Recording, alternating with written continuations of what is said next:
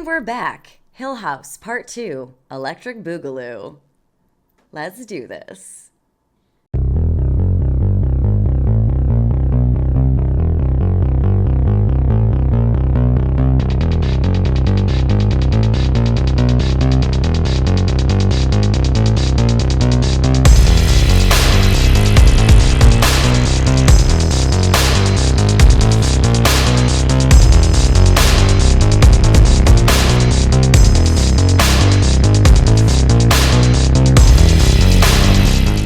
Is it just me?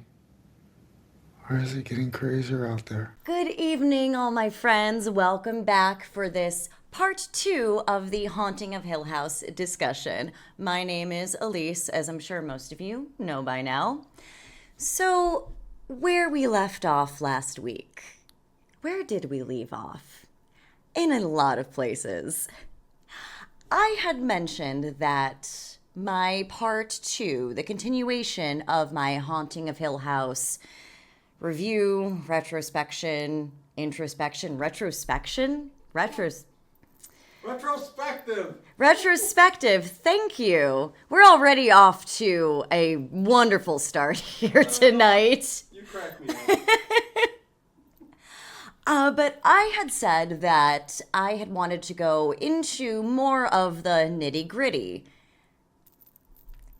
As if I hadn't already done a lot of that in part 1.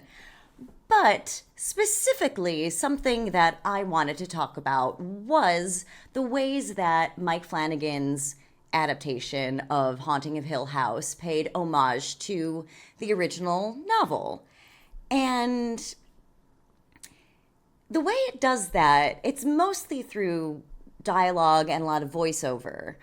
But sometimes it's absolutely wonderful. So I'm going to go through kind of point by point with very specific examples of where the show directly references the novel and lifts lines and pieces of dialogue and pieces of Shirley Jackson's incredible poetic, haunting writing and puts it into the context of the show. The first and also last example is the opening lines of the novel itself. So, in the book, the opening line, "No live organism can continue for long to exist sanely under conditions of absolute reality.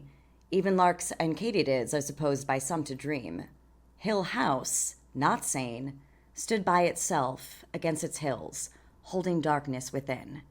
It had stood for 80 years and might stand for 80 more. Within, walls continued upright. Bricks met neatly, floors were firm, and doors were sensibly shut. Silence lay steadily against the wood and stone of Hill House, and whatever walked there walked alone." My gosh, isn't that just what an incredible introduction and amazing writing just up front. That's But so these lines in the show are used as a voiceover narrated by Stephen Crane as sort of an introduction to the house itself. And then it turns out this is how he opens his premiere novel, The Haunting of Hill House, which tells his family's story. And then these lines are reworked into the very ending of the show. And it takes it in a different route. And I might have mentioned this in part 1, but there has been criticism of Mike Flanagan's show, and not just Hill House, but his other works, that the endings can sometimes feel too maybe saccharine or a little too sweet or idealistic. And I completely understand that, especially for this work where the novel and the relationship with the characters, the fact that it does end very darkly, is really not the point of the book, but a huge factor of it. Whereas the show Hill House, despite all of the death and darkness and trauma and dysfunctional family issues, it does end very largely hopefully, and with the surviving members of the Crane family going on and overcoming, to an extent, all of the pain that they had been through and making peace with it. And Stephen's ending narration ends with not whatever walked there walked alone. It's those who walked there walked together. And it's kind of what you want to take from it. If you disagree with that take of the ending, I totally understand. And my first watching, it threw me a little bit, even though I was just so already emotionally spent that I was relieved that there was a quasi happy ending. But upon other rewatches, the many, many rewatches I have done of the show, I kind of waver back and forth. Sometimes I love that it ends on this relatively happy note, and sometimes I kind of wish it had stayed dark. And that was something that was actually intended. So, and I will come back to going more point by point with things in the novel that were used in the show. But the ending of The Haunting of Hill House, originally, Mike Flanagan had envisioned it as a much darker ending than what we ended up with. That all of the remaining Crane siblings and Hugh end up in the Red Room. And it seems like there's a happy ending, but it turns out they never left. They all died in the Red Room. And whatever we as the audience see of their life after leaving Hill House for that final time is just basically their own afterlife, their heaven. None of it is actually real. And the night before filming some of those scenes, Flanagan couldn't do it. He could, after everything that these characters had been through and what he had written for them, he just felt like it was a betrayal and an unjust, horrifying thing to do to these people that he, as writing them and directing all of this, had just come to love and hold so dear, and he couldn't do it. So he opted for a happier ending. And I have so much respect for that. And that is something with writing in a show versus just a film that ends up happening. And even a limited, a 10 episode run, as opposed to other shows where you have many, many seasons. But even when you might have a for sure ending in your head, as you are writing and as you're directing and the actors come in and things happen, your idea of it as a writer slash director slash showrunner changes based on the way things organically just grow. And sometimes the ending you had thought and projected in your mind ends up not being fitting to the piece that has been breathed into existence. And there are so many examples of this throughout television history. Not not to compare Flanagan's work to Friends, but as a good example, in the show Friends, they had the idea that it would be Monica and Joey ending up getting together. But as the show went on and the actors, the chemistry happened, and just the writing progresses, they're like, oh, makes way more sense for Monica to be with Chandler. And that's such a small, that has nothing to do with the actual Hill House, but just as an example of how, as a writer, things change when you're directing a show versus just directing one film. And I really respect that Flanagan went with his gut and decided to do what he felt was right for these characters and for this project that had invaded his heart more than he probably ever could have conceived of in the very beginning. So just wanted to throw that out there.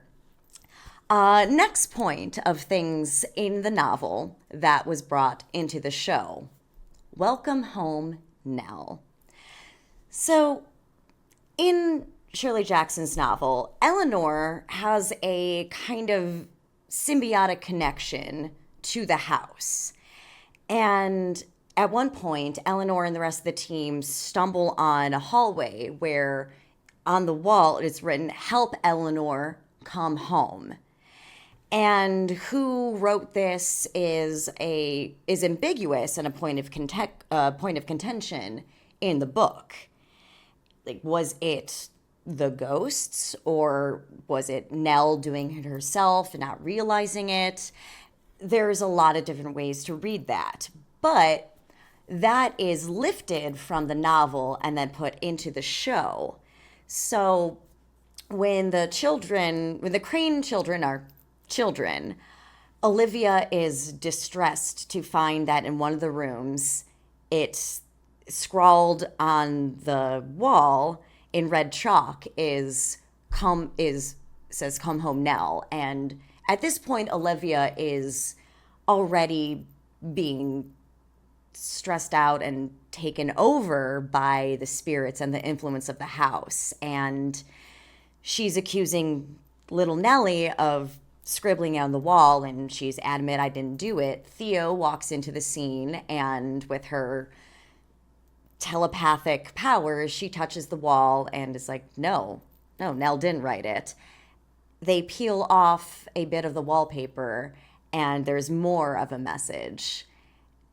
And, which, a fun behind the scenes fact, as they were doing that, it was really difficult for them to have the wallpaper be able to be peeled back in such a way to reveal the rest of the message. And if you do look closely, you can kind of see glue where that would not be of the time where this wallpaper was put up. They just could not get the wallpaper to peel off the way that they needed it to. I love behind the scenes facts and fun things like that. But when adult Nell goes back to the house, her final night, she walks into that room and sees her mother writing that message on the wall. And also kudos to Carla Gugino. She had to write this message backwards in chalk, and they weren't completely sure if she'd be able to do it. I know that sounds like it's a simple thing, but if you really think just standing there and writing backwards, it's very awkward, and that she did so well, and it makes it very creepy. Again, just there's so much in the show there's just so much. It's great. But again, the "Come home, Nell," "Welcome home, Nell," something from the book that was put into the show very, very expertly. And one of the most direct things from book to screen is Mrs. Dudley. Her line in the beginning when the members of the investigation come into the house and she's explaining things, she says, "No one would live nearer than town. No one would come any nearer than that." So, yes, they all lived alone in the night, in the dark. In the show, young Stephen is asking Mrs. Dudley why she and Mr. Dudley just don't live in the house. Why do they live in a cottage out on the edge of the property in the woods? Why doesn't anybody come near? That things change in the night and no one would come near in the night in the dark. That's one of the more directly lifted things, but it's so good. And just, it's so unnerving and creepy, and I love it. And then I do think I talked a bit about the Cup of Stars in part one. And I have been looking for a cup of stars. I have yet to find my perfect cup of stars.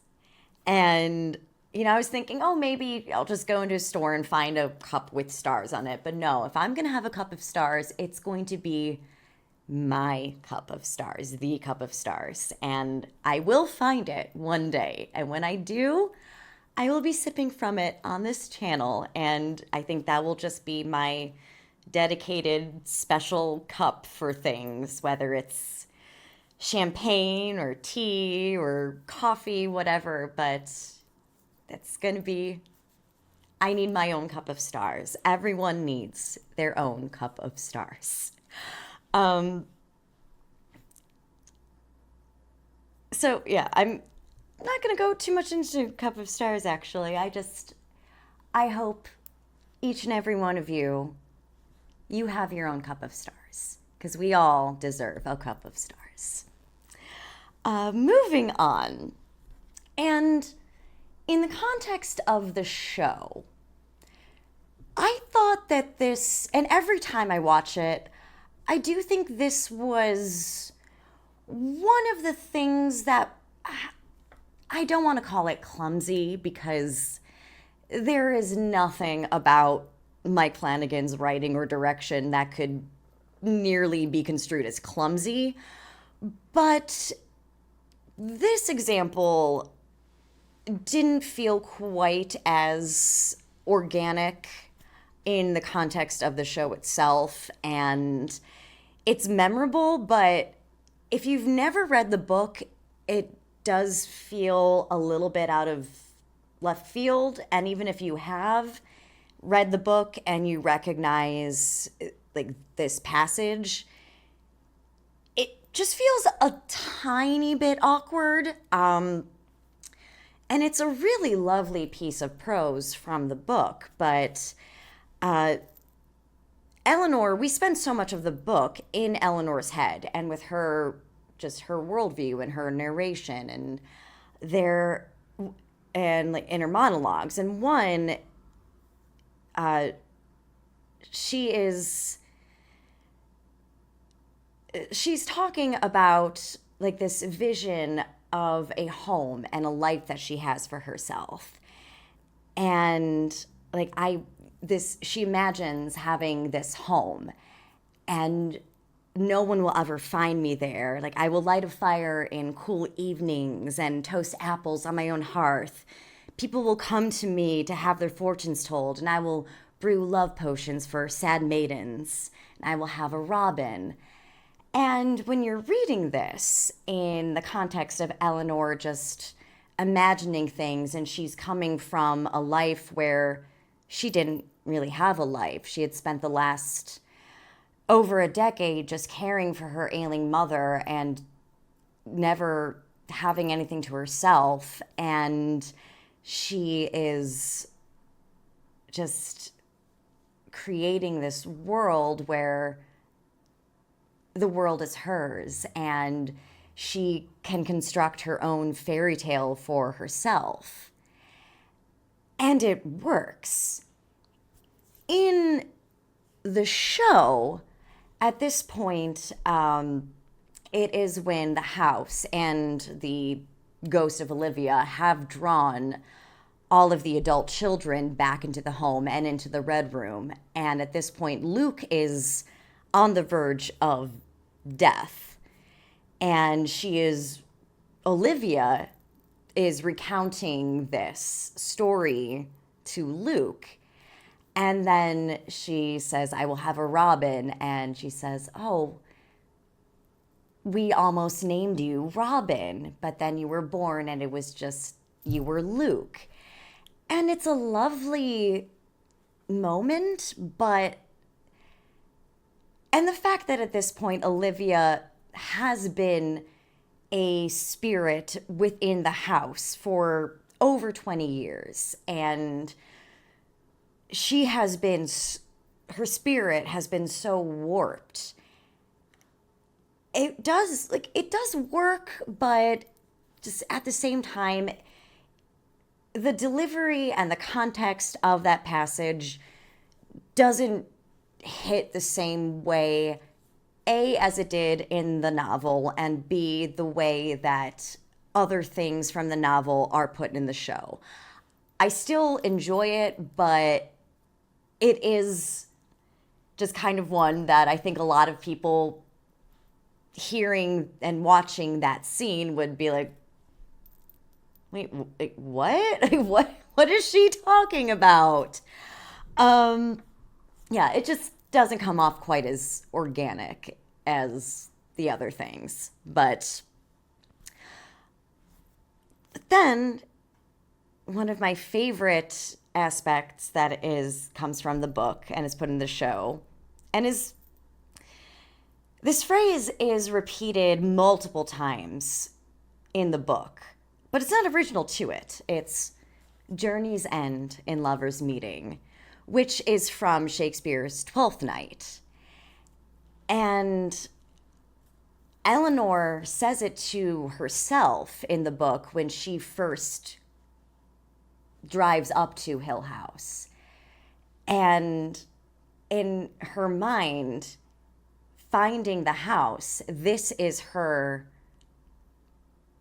the partner she never had. This is the connection that she never was able to have with any actual person or any place. And then she comes to Hill House, and this is like, to book Eleanor, this is her finding her twin soul. This is her soulmate. This is her forever. It's the house. And which speaks volumes about the character of Eleanor. The phrase is very much repurposed for the show, and it is used between Olivia and Hugh. And it might not be as deep as it is in the novel, and it's not a metaphor in that way, but on a relationship level, it is absolutely beautiful and absolutely heartbreaking. And so, first of all, that phrase came before the house itself.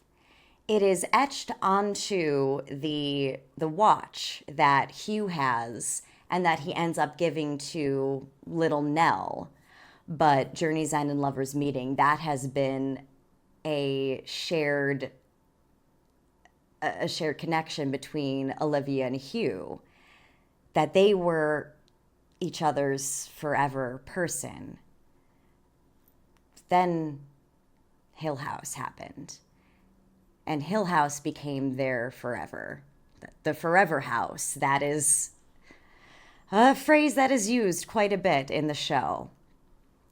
But it is quoted again in the final episode when all of the remaining Crane children end up in the Red Room, and Hugh comes and is basically negotiating for their lives with the ghost of Olivia.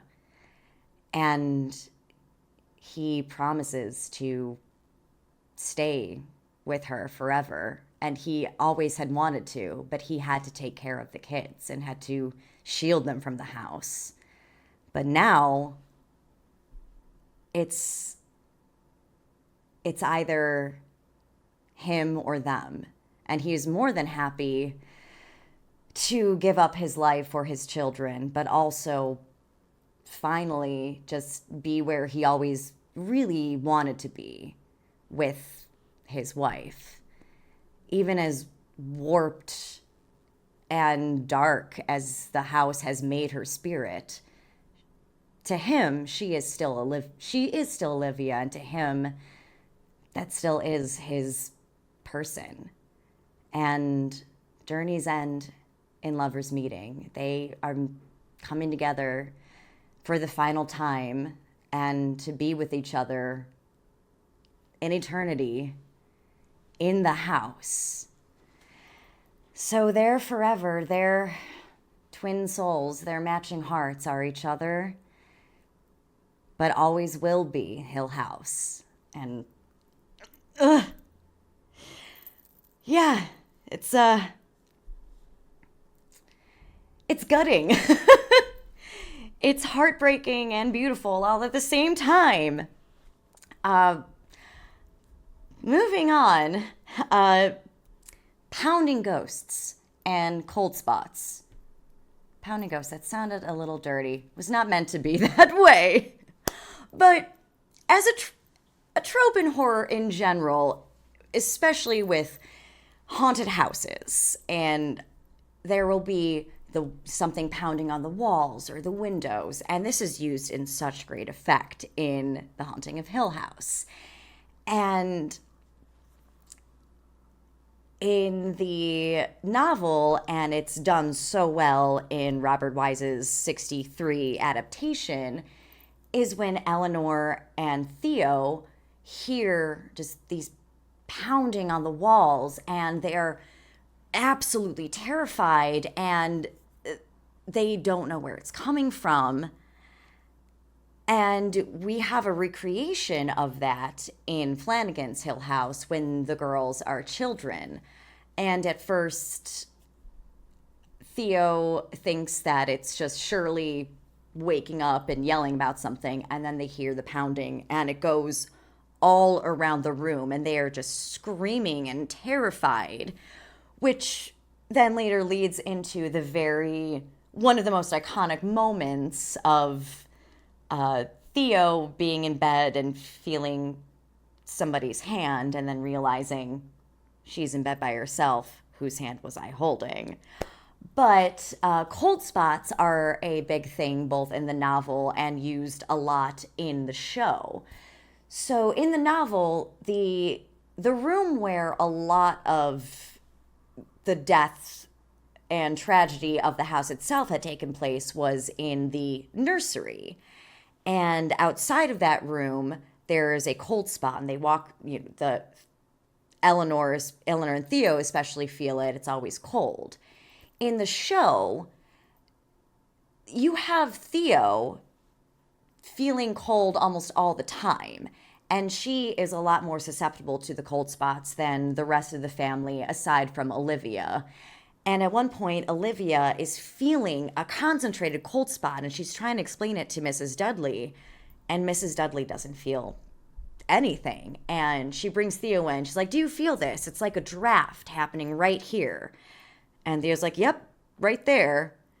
And then Theo walks a couple of feet and like, "Yeah, here too." And Olivia's even perplexed, like, "Oh, there? I don't even feel it there." And Theo just says, "This whole house is cold." And that's when Olivia really starts to realize that her daughter feels things in a similar way as her, but in some ways a lot more pronounced. So yeah, that's another fun thing that is in the book, in the show. And some parts of dialogue that are almost directly lifted, just like slightly changed for the show. But is the line, I am home, I thought, and stopped in wonder at the thought. I am home, I am home. Now to climb. In the book, this is towards the climax, and Eleanor is climbing the very rickety, dangerous spiral staircase. And at this point, Eleanor is entirely taken over by the house. She is connected to it. This is where she belongs to be.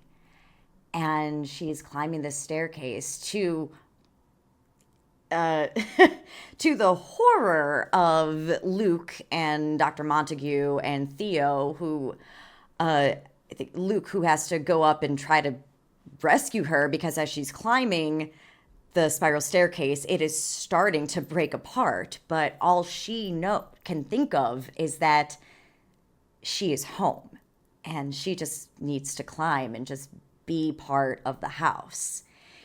In the show, again, having lines from Eleanor being redistributed to Stephen, this is him reflecting on going back to Hill House and going to the Red Room where his siblings are and finally piecing together the mystery of the house. And he is, after 25 years, is back in this house for the first time.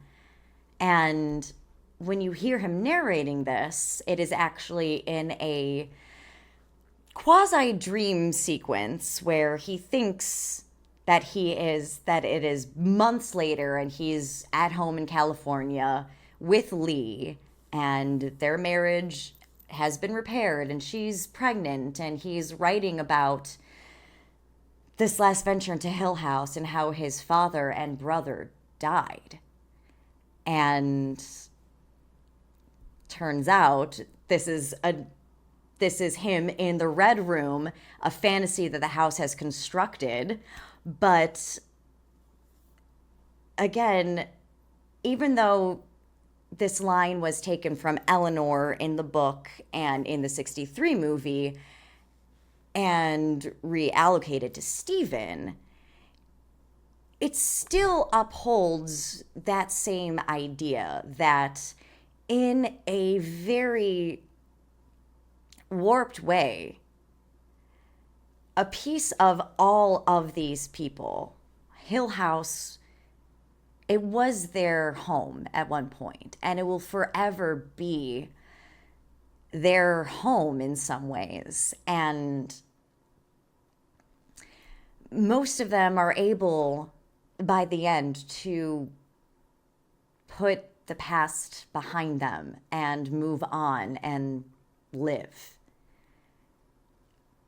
But there is still a part of them that Hill House will always be home to them. And it's not a good thing. It's not even necessarily a terrible thing. It just is a fact of their existence, and that they have not only their mother, but their sister, and then eventually their father, are forever entwined in the house. And that house will always be a part of their souls and their legacy.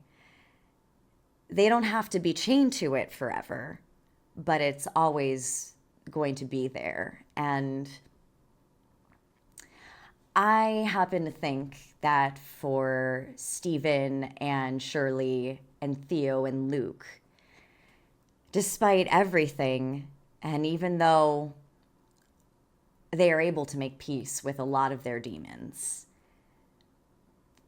but as they go on in life, and this is just me, this is just my interpretation, but when you close your eyes at night and you think about home, like maybe it was the home of your childhood or a certain place. I think for all of them, Hill House will always be a certain idea of home. Take that for what you will. And in light of the ending of the show, it actually isn't as morbid as it maybe could have been, but I think it's both heartbreaking and relatable and slightly heartwarming in a very sad sense. Yeah, that is a bit of my interpretation of it. And one thing I did want to talk about, that the more that I have watched and rewatched and rewatched Hill House, is, and something that just always, once I've realized it and then thinking about it more and then watching these scenes again and again, it just carves at my heart more and more every time. But in episode 6, Two Storms, which is the very technical, amazing episode where there's a 17-minute long take. It's just done in a series of a few long takes. How they accomplished all of that is absolutely mind-blowing and just makes me love filmmaking so much. But in this episode, it is the night before Nellie's wake, and it's the family meeting there, and before the open casket wake, and she is there, and they're all lashing out at each other and bonding and just trying to make sense of their emotions regarding Nellie's death and Olivia's death. And in flashbacks, we go to a night where there was a giant, very centralized thunderstorm just at Hill House. And at some point in the night, Nellie just disappears. And the entire family goes looking for her. And then they can't find her anywhere. One moment, she was standing in the foyer holding Theo's hand, and then she's just gone. But then, just like that, she reappears.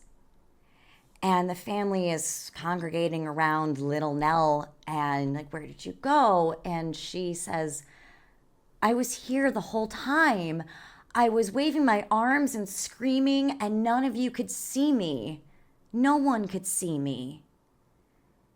And we hear this overlapping with the present, with the adult Nell in her casket and her spirit, who is the bedneck lady, standing there next to her own coffin and her own body, and no one can see her.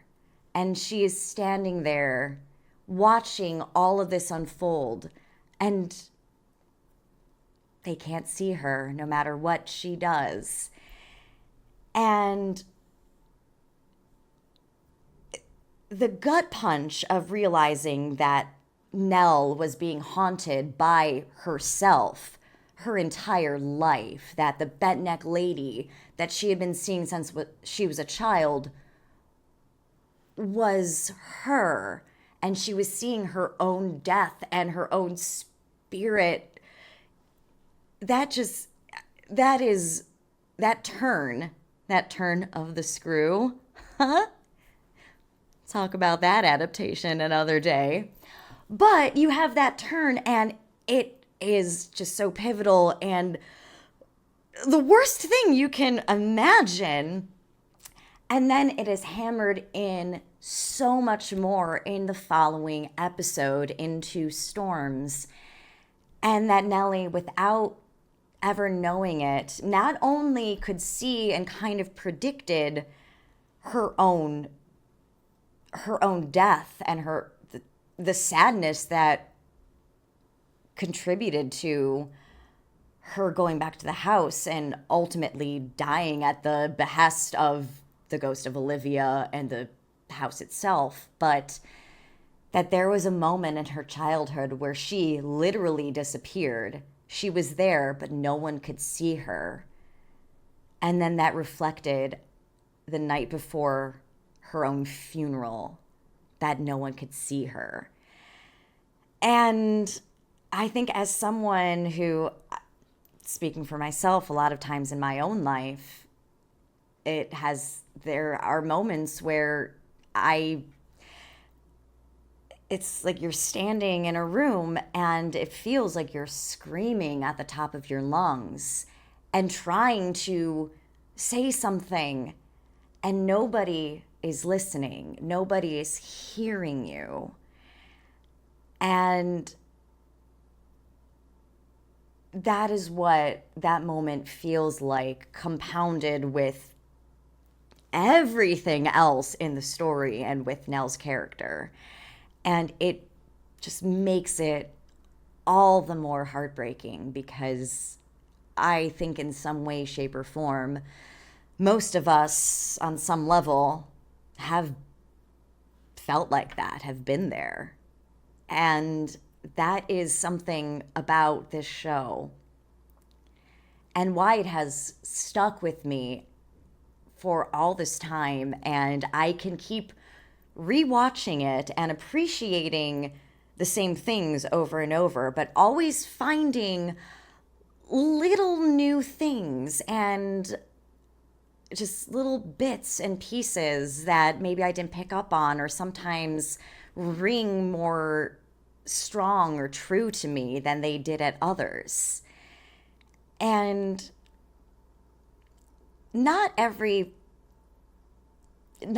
show or every film or every work of art is able to do that. And when there is something that can reach out over and over in different ways and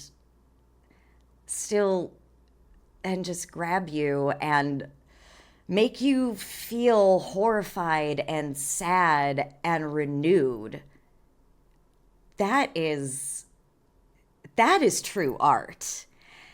And that is something not just with Flanagan or just with Shirley Jackson. I think a lot of my love for horror as a genre is because of that.